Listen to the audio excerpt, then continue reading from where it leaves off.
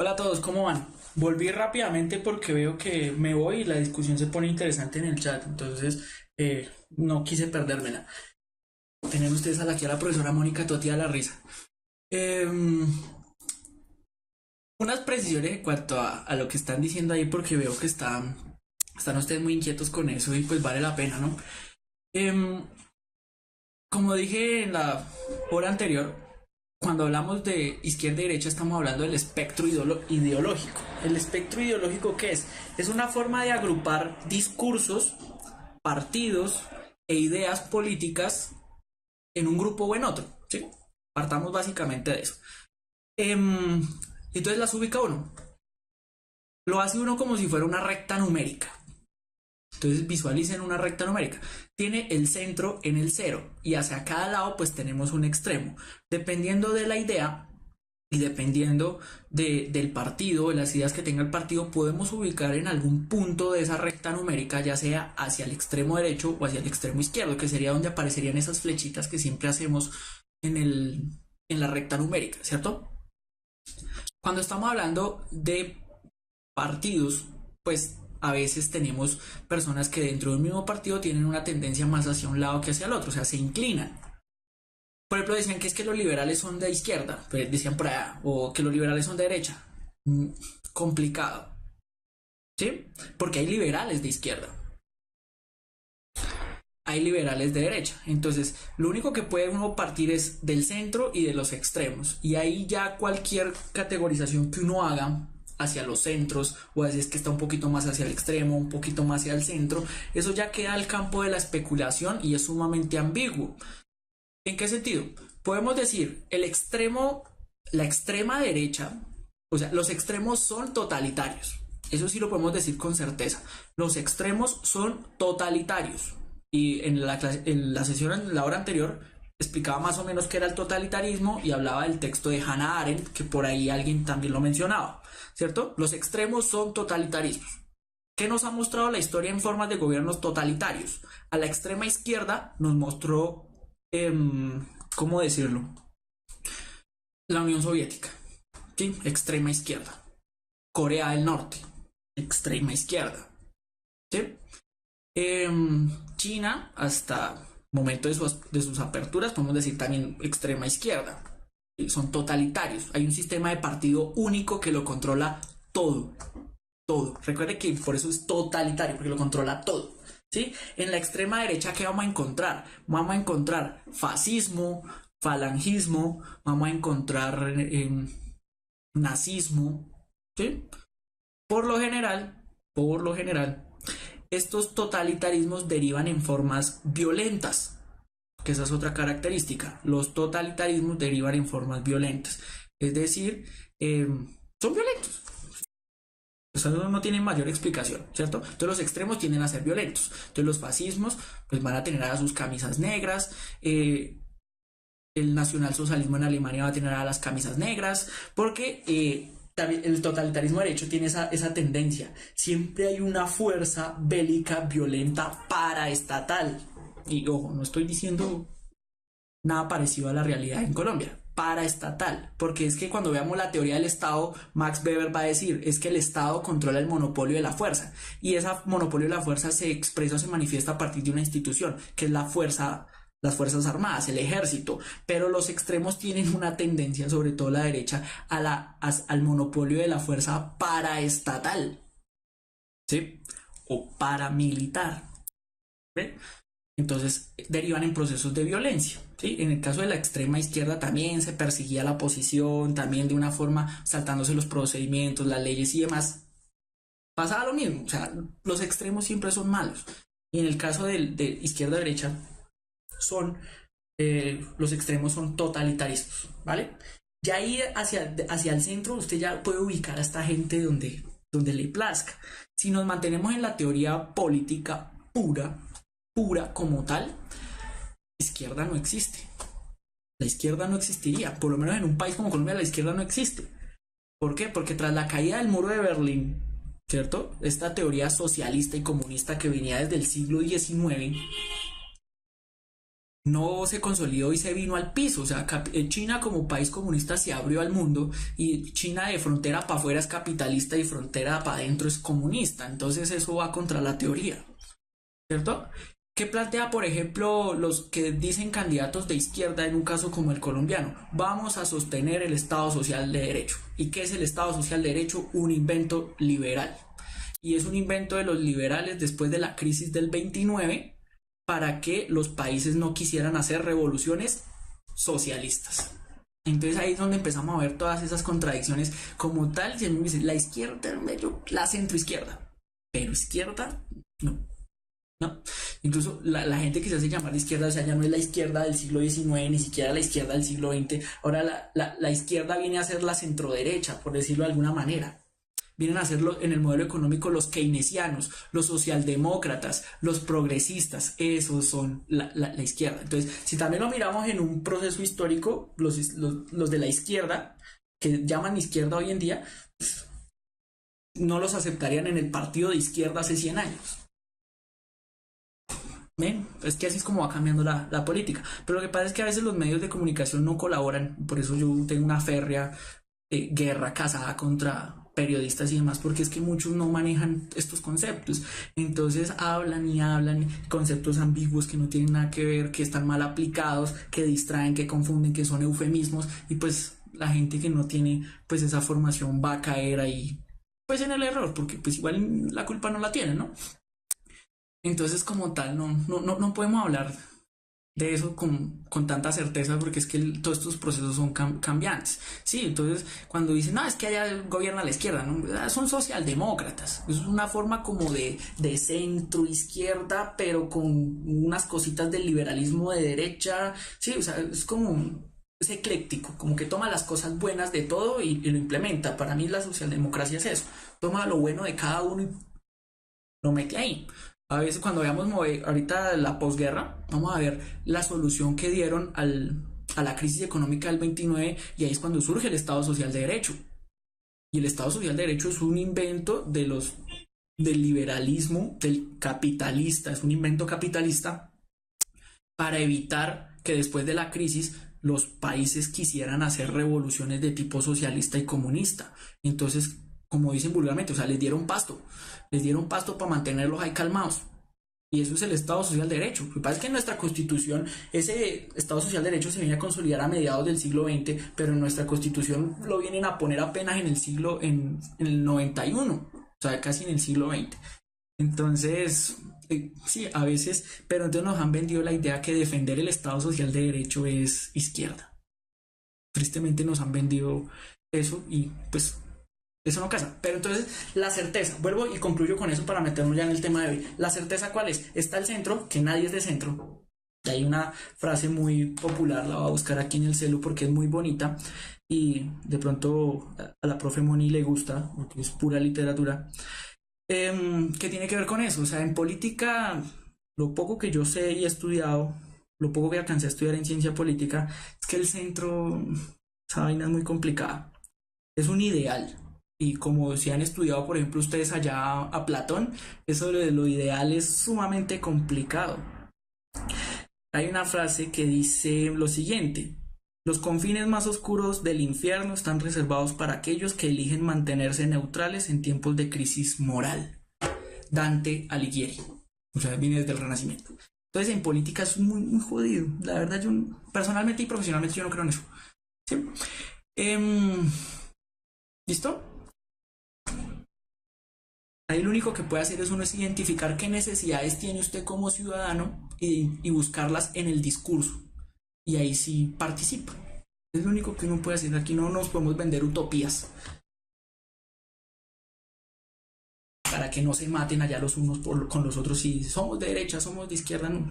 Reconózcase como sujeto político, defina cuáles son sus intereses como ciudadano, como actor social, como actor político, sus intereses más egoístas y llévelos a las urnas.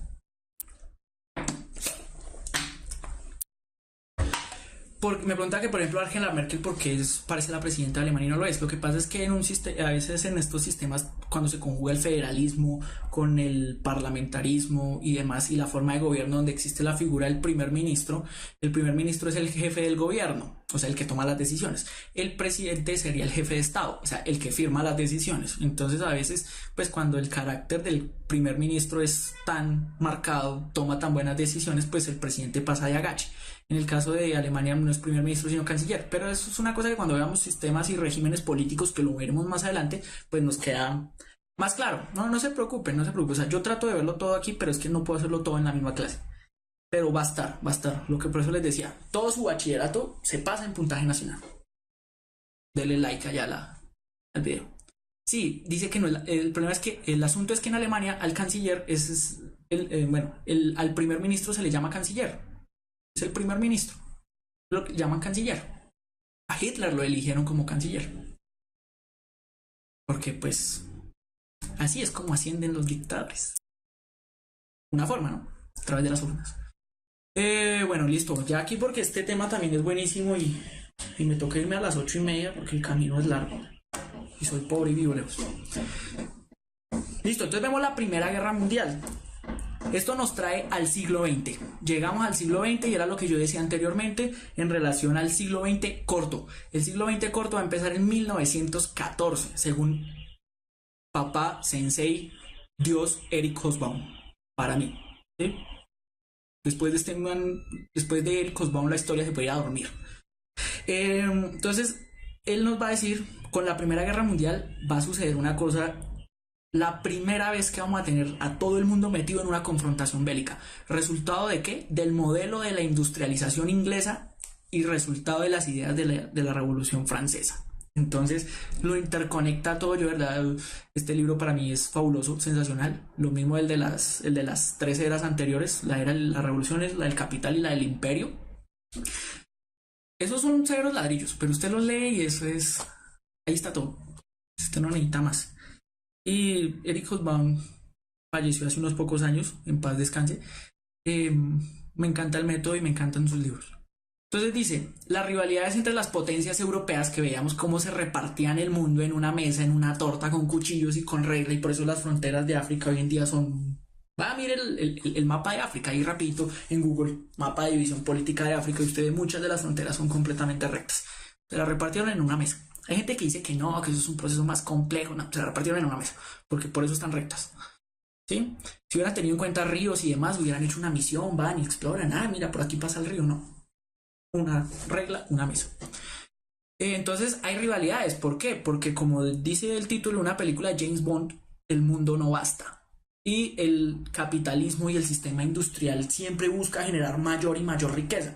Esa riqueza está condicionada por el espacio geográfico. Si ya nos repartimos en 1885 en la conferencia de Berlín el mundo y mi modelo llegó ya al tope, según los recursos que me proporciona el territorio que dispongo, que necesito más. Pero desde el Congreso de Viena dijimos que no nos íbamos a invadir en Europa. Entonces nos empezamos a invadir en África, nos empezamos a invadir en Asia, ¿cierto? Y ahí empiezan a haber tensiones, empiezan a, ¿no se supone que vamos a respetar la frontera trazada con regla? Pues no me interesa, necesito agrandar mi economía. ¿Sí? Entonces, como necesito agrandar mi economía, entonces me meto con su colonia en África, me meto con su colonia en Asia, y eso empieza a generar tensiones. ¿Listo? Segundo, los países europeos crearon alianzas entre ellos. Recuerden que desde el cuento de la Santa Alianza ya eran amiguitos ahí entre ellos, unos con los otros, los vencedores con los vencidos y demás. Entonces hay un sistema de alianzas que genera un equilibrio de poder. El problema es que eso después se nos va a caer el equilibrio y es lo que trae la guerra. Me preguntaba por qué se dio la conferencia de Berlín. La conferencia de Berlín se da básicamente por la necesidad de establecer reglas de juego en el proceso de crecimiento imperialista. Vamos a definir reglas porque esto está muy desorganizado. ¿Sí? Repartámoslo, hagámoslo de una forma pacífica. Recuerden que después del Congreso de Viena quedamos casi todos como de amiguis. Entonces, pues, hagamos reglas. ¿Listo? Y entonces ahí uno de los principales que va a gestionar ese acuerdo en Berlín en el 1885 va a ser Bismarck, que después consolida la unión de Alemania, consolida la unificación alemana en ese momento, que hay otra unificación alemana en el siglo XX. Bien, la participación de Estados Unidos en la guerra va a ser determinante y va a aparecer por fin un elemento, un Estado que no es europeo. Y al no haber un Estado que no es europeo, siendo tan determinante, esto nos va a trastocar toda la concepción que traíamos del mundo hasta ese momento. Porque básicamente no pretendiendo ser eurocéntrico, pues todo era eurocéntrico, los europeos controlan todo. Pero al entrar a Estados Unidos, ahorita vemos con qué artimañas entra a Estados Unidos, porque eso, los falsos positivos vienen desde hace muchos años. Entonces, ahorita vemos cómo entra Estados Unidos a la guerra. Entonces, como nueva potencia no europea, era la señal de un inicio de un nuevo orden mundial propio del siglo XX, que nos lo va a rescatar Hobsbawm. Además de la Primera Guerra Mundial, otro acontecimiento marcó el fin del siglo XIX, la Revolución Rusa, que dio nacimiento al primer Estado socialista al este de Europa, el fin del siglo XIX largo y el inicio del siglo XX corto. ¿Vale?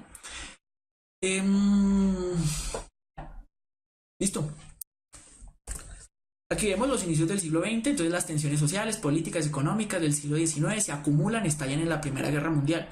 A veces el ejemplo es un tanto simplón, pero por ejemplo esta tensión a finales del siglo XIX que nos bota a la guerra iniciando el siglo XX, usted lo logra ver en una película que la pasan a cada rato por ahí por canales, muy popular propio de la cultura pop, es Sherlock Holmes, Juego de Sombras.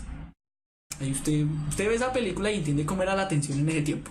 Como el profesor Moriarty, muy pilo él, sabe que la tensión está tan marcada y tan fuerte que, hey, aquí hacemos negocio. Tenemos que crear la oferta y la demanda y me tapo en plata. Vi esta gente matándose allá. Vea la hora como de la forma en la que le acabo de decir y verá que usted ve esa película así, wow. Además que Robert Downey Jr. cautiva a cualquiera, ¿no? Bueno, en fin. El otro gran acontecimiento del siglo XX, entonces la Revolución Rusa, los bolcheviques, y eso va a determinar. Entonces va a ingresar una potencia ya en el extremo de Europa, Rusia, y va a aparecer Estados Unidos en América. Entonces eso va a permitir que nos cambie la forma de entender el mundo en este momento de tiempo. ¿Listo? Entonces, ¿en qué estamos? En imperios centrales, monarquías, contra la triple entente. ¿Sí? Entonces, y ahí vemos un lado al otro. Por un lado está Alemania y Austria-Hungría, que son monarquías que vienen desde el cuento de la Santa Alianza, ¿sí? Que se van a enganchar con el Imperio Turco, porque el Imperio Turco tiene como los mismos intereses, también quiere crecer como imperio y quiere adueñarse también de colonias en África y en Asia. Y por el otro lado, pues están los líderes de la Revolución Francesa y la Revolución Industrial, que va a ser Francia e Inglaterra, y a eso se les va a colgar Rusia. Porque Rusia también tiene unas pretensiones ahí. Sí, en Rusia en este momento estamos en una Rusia zarista, compleja, pero entonces ahí después viene el cuento del nacionalismo, porque entonces la diferencia de Rusia en ese bloque, pues uno dice, pues si Rusia es una monarquía absoluta, la controla el zar controla todo, pues debería estar al otro lado, ¿no? Ya vamos a ver por qué no. Entonces ahí vemos cómo se van configurando los bloques del sistema de alianzas. Japón está en crecimiento. Japón le declara la guerra a Rusia en 1905, le gana la guerra a Rusia y se empieza a consolidar Japón como imperio. Entonces empieza a surgir. Entonces ya tenemos un imperio creciente en Asia, un imperio que se expande, porque los chinos están allá metidos y ellos están encerrados en su muralla, pero los japoneses, ellos sí, pues como tienen un espacio tan reducido, recuerden, el espacio vital. Después lo que va a reclamar Hitler en la Segunda Guerra Mundial, el espacio vital. Necesitamos un espacio vital para vivir. ¿Necesitamos qué? Recursos naturales. Y pues Japón sí que lo tiene muy limitado.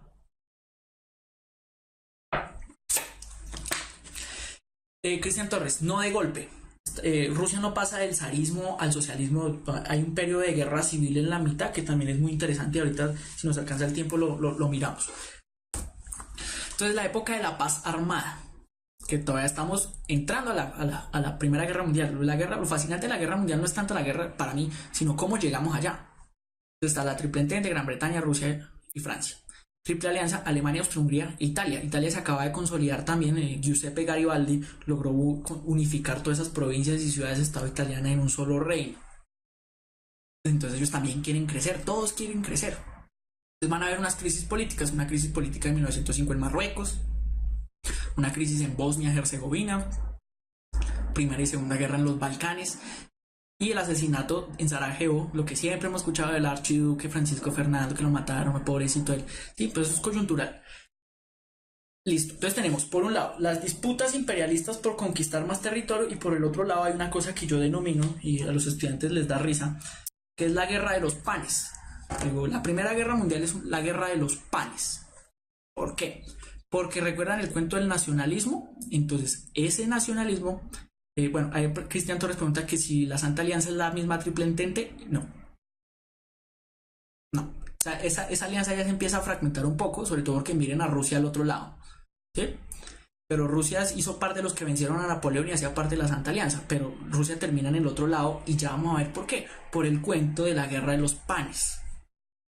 Es más, esa idea no es mía, esa idea creo que es de Diana Uribe. Si quieren profundizar más y de pronto les da flojera leer, entren a la página de Caracol Radio, están subidos todos los audios de historias del mundo por Diana Uribe. La señora también es fascinante. Y esos los venden por ahí en la calle, los discos, la historia de los países. Fabuloso. La señora también es maravillosa para mí, Diana Uribe. Entonces el cuento de la guerra de los panes es porque surge el nacionalismo y el nacionalismo está encerrado en sus estados, pero va a haber un momento en el que ese nacionalismo se desborda y vamos a empezar a vernos parecidos al vecino. Cuando nos vemos parecidos al vecino en una onda pacífica, vamos a decir, hey, vos te pareces a mí. O sea, quiere decir que hay una supranación, o sea, una nación por encima de la nación. Entonces, ¿a qué se van a identificar? Por el lado religioso y por el lado de la lengua, principalmente, aunque va a estar más marcado por la lengua. ¿Qué va a suceder? Por un lado está Alemania y Austria. Recuerde que desde las guerras allá de los 30 años en el siglo XVII, la parte alemana es protestante y la parte austriaca es católica. Pero entonces ellos van a empezar a buscar la forma de una unidad, una especie de confederación a partir de que son germanos. Entonces van a hablar una lengua germana, entonces tienen un pasado étnico común y entonces ellos van a hablar, vamos a unificarnos en una supranación que se llama el pangermanismo. ¿Sí? El pangermanismo. ¿Qué sucede? Que en los territorios que ocupa el imperio austrohúngaro hay... No todos son pangermánicos, o no todos son de nacionalidad germánica. Va a tener metido dentro de ese imperio otra supranación, los eslavos.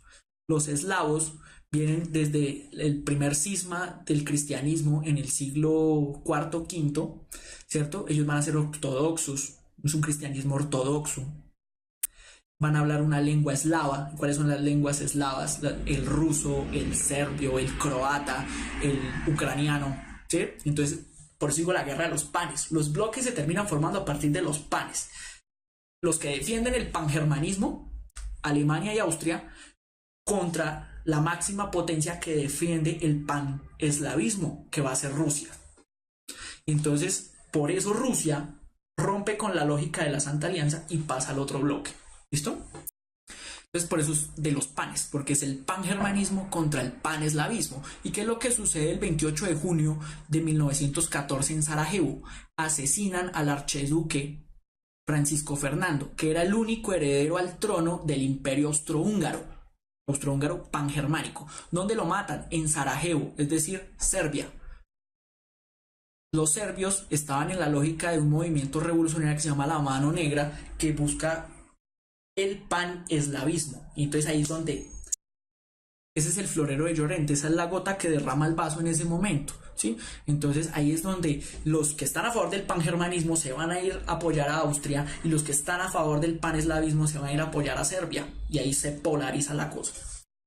¿Listo? Entonces por eso es tan importante el asesinato de ese fulano. Históricamente pues nos representa el fin de la dinastía, por fin, la dinastía de los Habsburgo, que ya habían caído en España como en el siglo XVI, XVIII, no me acuerdo bien, pero los Habsburgo todavía, esa familia todavía mandaba en Austria. Bien, entonces la Santa Alianza, ¿por qué países estaba conformada? Pues digo, Rusia, Austria y Prusia, que después sería Alemania. Lo que pasa es que Rusia se sale de ese combo por el cuento del paneslavismo. ¿Listo? Rusia pasó de la extrema soviética al capitalismo triunfante. Me parece que ponerle ese adjetivo al capitalismo es un sesgo ideológico bastante marcado, compañero. Pero, pues sí, básicamente eso fue lo que pasó. Profe, se dice que todo eso fue una conspiración de Alemania y Austria para poder anexar Serbia y los Balcanes. Sí, la expansión territorial se mezcla con estos nacionalismos de los panes, eso se mezcla, todo se mezcla, entonces se hace un mar de changua, como diría Martín de Francisco. Entonces, por eso se alborota todo esto en este momento histórico. Yo no diría que Rusia tiene un delirio del socialismo, lo que tiene Rusia es un delirio de poder, que es muy común, por ejemplo, en estas tierras, en un fulano por ahí, que, en fin, delirio de poder. ¿Por qué? Porque es que es la gran nación rusa que venció a Napoleón, la gran nación rusa que venció a Hitler, ¿sí? Incluso la gran nación, bueno, pues en ese entonces, que logra pues hacer la revolución, o sea, en términos revolucionarios, pues son de avanzada, o sea, ellos tienen un ego tan crecido como los franceses. Entonces ellos lo que van a decir, no, es que esta es una nación grande, esto es una nación poderosa, el territorio es el país más grande del mundo, entonces es de poder. O sea, sí apelan al pasado socialista porque el pasado socialista fue lo que le dio grandeza a Rusia en la era contemporánea, ¿no? Entonces por eso apelan a ese referente histórico para validarse en la actualidad, porque eso también sucede mucho. A veces apelamos al pasado para revalidarnos y legitimarlos en el presente. ¿Listo? Aquí vemos la Primera Guerra. Todos estos detalles ustedes los ven en cuanto a documentales en Nat Geo, en Discovery Channel, en History Channel. Entonces yo no me voy a centrar mucho en esos detalles, porque esos detalles sí son demasiado puntuales. Las guerras no es que en Somme, en Verdún, en Tannenberg pasó tal cosa, en Galicia, en Somme. Sí, es importante, pero lo importante es entender el proceso macro, porque si nos ponemos a entrar en detalle, yo puedo hacer un seminario todo un semestre, Primera Guerra Mundial. Entonces, hablamos de tres momentos. Bueno, allá en la parte superior ven los frentes. Entonces está la Triple Alianza, Austria-Hungría, Alemania, Italia que después terminan en el otro bando, Turquía y Bulgaria. Todos monarquías. En el otro lado tenemos Francia, Rusia, Gran Bretaña, Japón y Serbia. También monarquías, pero un corte más liberal. ¿Sí? En este momento en Francia ya no hay rey porque Napoleón III cayó después de la guerra franco-prusiana. ¿Vale? Entonces ahí vemos los momentos. La guerra de movimientos, que es el plan Schlieffen, que es el plan rápido que tienen los alemanes para meterse rápido en todo lado. En el frente occidental y el frente oriental en Tannenberg, que va a ser pues, en la parte de Turquía, si no estoy mal. ¿Cierto? Eso va a generar unos avances, pero después venimos a la guerra de trincheras, que esto es la guerra más absurda. Este es el máximo momento de la estupidez humana, que es la guerra de trincheras entre el 15 y el 16. Cavamos un roto aquí, nos metemos ahí, los otros cavan un roto al frente, se meten ahí y nos empezamos a lanzar cosas durante meses. No avanza uno, no avanza el otro, o sea, yo me vine a dar cuenta que avanzaban hasta que vi la película de La Mujer Maravilla. Ahí sí, por fin vi que avanzaron.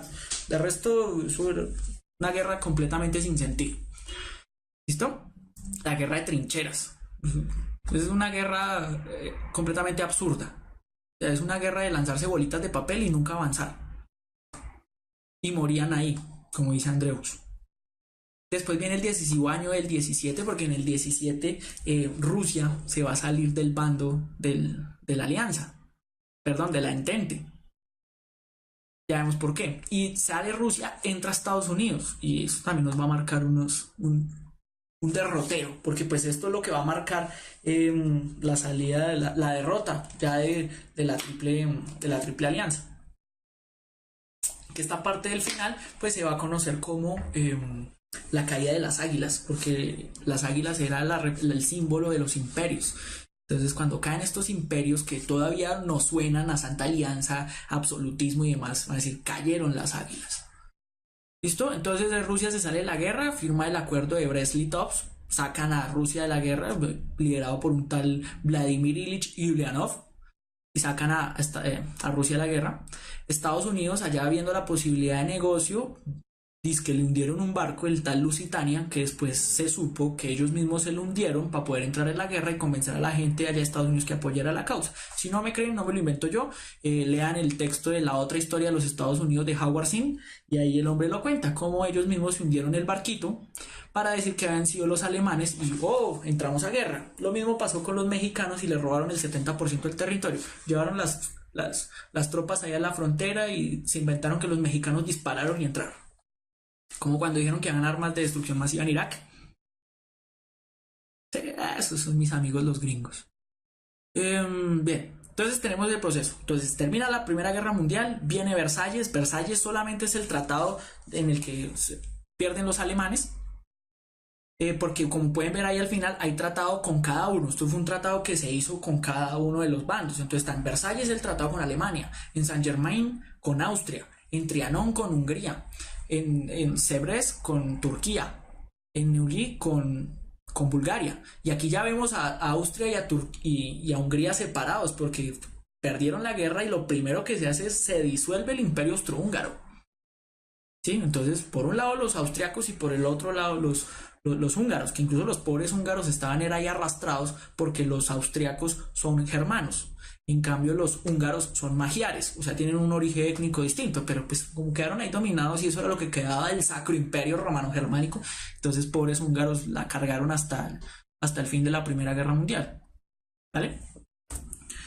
Entonces, las causas, disputas territoriales, rivalidad económica, intereses coloniales, formación de bloques y carreras de armamentos, porque se desarrolla la industria y ya recordamos al profesor Muriarty allá comprando fábricas para fabricar armas y vendas. Decía que él quería ser el dueño de las armas y los vendajes. De verdad, échale una ojeada desde esta perspectiva que le he dicho y verá que usted se fascina con la película. A mí me fascina. Desarrollo, guerra de movimientos, guerra de posiciones. 1917 es determinante porque salen los rusos, entran los gringos y se genera otra dinámica. La paz en París, consecuencias. Aquí hay una diapositiva que me muestra mejor las consecuencias. Entonces, los tratados de paz, las políticas, desaparecen las dinastías, desaparecen esas monarquías absolutistas que venían desde hace tanto tiempo. Económicas, pues los países, sobre todo los perdedores, quedan quebrados, principalmente Alemania. Eso es lo que va a generar el desazón social que después nos permite la entrada del nacionalsocialismo. ¿Sí? Estados Unidos se convierte en potencia, porque Estados Unidos, como no tuvo la guerra en su territorio, pues para ellos es fácil, hey, yo te ayudo aquí, yo te presto aquí, y en la Segunda Guerra Mundial va a ser exactamente igual. Que como en la película es la de Sherlock Holmes, la de Juego de Sombras. Demográficas, pues gran número de bajos, tanto militares como civiles. Hasta este momento nunca había muerto tanta gente en una guerra, hasta ese momento, porque después viene la segunda. Y las sociales, pues hay tensiones sociales, hay más empobrecimiento, resultado de todas esas consecuencias. Avance de los extremismos, empiezan a surgir la extrema derecha, se consolida la extrema izquierda, entonces empezamos a tender hacia extremos. ¿Listo? Aquí vemos un poco la parte de la Revolución Rusa, pero no sé si la verdad me alcance el tiempo. Yo creo que lo vamos a dejar para la próxima clase, ahí como para, o de pronto cuando veamos Guerra Fría, porque el tema se me extiende y quería que viéramos también esto. Aunque yo creo que con esto podemos contextualizar la parte de la Segunda Guerra Mundial. Es que de verdad no me puedo ir tan tarde, qué pena con ustedes. ¿Sí? Entonces podría de pronto volver a poner estas diapositivas y presentarlo mejor, sobre todo en la parte de la Revolución Rusa, que también es muy importante y que nos va a determinar la Guerra Fría. La Guerra Fría. ¿Sí? Entonces, ahí está. Yo quisiera tratarlo, no pasarlo tan de afán. La verdad es que solo tengo 3 minutos. Entonces, si hay alguien ya dijo, no, resúmalo, es que es complicado. Y puede llegar a ser grosero y pues implica meterse uno con la madre Rusia. Entonces, no me preocupe, igual la próxima clase es solo Segunda Guerra Mundial y Guerra Fría, entonces ahí lo podemos trabajar con más detalle. Pero, por ejemplo, si miran ahí la diapositiva, ahí está el proceso. Entonces, Nicolás II, el zar, pierde la guerra contra Japón, entonces la gente le empieza a perder fe, le empieza a perder credibilidad. Cuando se mete a la guerra, a la Primera Guerra Mundial, entonces la gente empieza como, ay no, este man definitivamente no. Entonces eso es lo que aprovecha Lenin, ¿cierto? Pero entonces dan el golpe en marzo del 17 y se montan los mencheviques, que son los derechosos, los liberales, ¿cierto? Ellos quieren una república liberal. Entonces viene lo que se llama, lo que dice el gobierno provisional o el régimen de Kerensky. Pero entonces de marzo a octubre a Lenin esa vaina no le gusta y él empieza a organizar a los soviets, que son pues como los sindicatos de trabajadores, que los va a organizar, y en octubre pues dan el golpe y tumban al gobierno de Kerensky, que va a ser la revolución de octubre. Y dije que no lo iba a resumir, pero lo terminé resumiendo. Ustedes son el colmo, sin decir unas cosas. Bien, entonces después lo profundizo. Aquí consecuencias de la guerra, principalmente la que me quiero centrar es, se crea la Liga de las Naciones, que es una defecio de Naciones Unidas, que después esa vaina después desaparece, después vemos por qué es una defecio, y los perdedores son condenados a pagar la guerra. Al ser condenados a pagar la guerra, pues esta gente va a generar unos procesos de odio y de resentimiento que van a estallar en Alemania, porque Alemania va a ser el país que más jodido va a quedar. Y pues viene este man Hitler con esa idea de nacionalismo exacerbada, le va a echar la culpa al enemigo interno, o sea, a los digo, a los judíos. Y pues sí, toda la culpa de lo malo que pasa en Venezuela, en Alemania, pues va a ser de los judíos y le va a echar la culpa a los judíos. Y a partir de la teoría de Carl Schmitt, él va a decir, no, es que hay que crear la lógica de un enemigo interno y yo solamente unifico y cohesiono a la gente a partir de un enemigo interno. Y entonces los enemigos internos nos vuelven los judíos y estalla todo eso ahí. ¿Listo? Entonces viene el periodo entreguerra. El periodo entreguerra va a ser eso. Estados Unidos crece y cae en el 29, pero ahí logra medio salir. Pero si Estados Unidos, que era la potencia más dominante, mejor establecida económicamente, en el momento entra en crisis, lo que va a decir todo el mundo es, madre, o sea, si el país que más sólido es económicamente se le cae la bolsa en el 29, pues ¿qué se puede esperar, por ejemplo, de Alemania, que estaba obligado a pagar las indemnizaciones de la Primera Guerra Mundial? Sí, Faber, lo que hicieron los nazis contra los judíos fue un elemento de lo que sucedió en la noche de los cristales rotos, que deberían echarle una mirada por ahí. Listo. No, creo que todo esto lo vuelvo a presentar en la próxima clase para introducción a la Segunda Guerra Mundial, que ya no nos alcanza el tiempo. Porfa, echémosle una mirada aquí rápidamente a esto y miro preguntas ahí.